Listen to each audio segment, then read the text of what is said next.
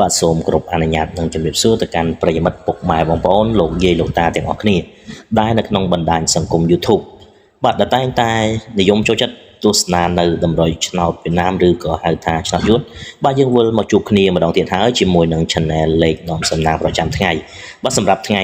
នេះដែរបាទគឺជាថ្ងៃទី30ខែ11ឆ្នាំ2025បាទបងប្អូនក៏មានលេខល្អបាទលេខហេងនិងលេខដែលមានហុងស៊ុយខ្ពស់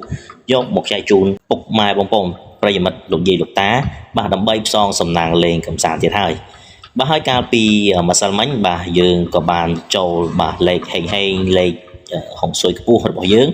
បាទគឺយើងចូលតាំងពីព្រឹករហូតដល់យប់បងប្អូនបាទទាំងលេខតូចនិងលេខធំបាទអញ្ចឹងឃើញថាយើងចូលបានច្រើនមែនតើកាលពីម្សិលមិញ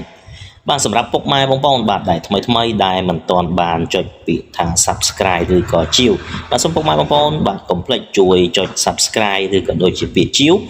បាទរួចដាក់រូបសញ្ញាកណ្ដឹងផងពុកម៉ែបងប្អូនបាទដើម្បីទទួលបានលេខល្អលេខហេងនិងលេខដែលមានហុងស៊ុយខ្ពស់ជារៀងរាល់ថ្ងៃ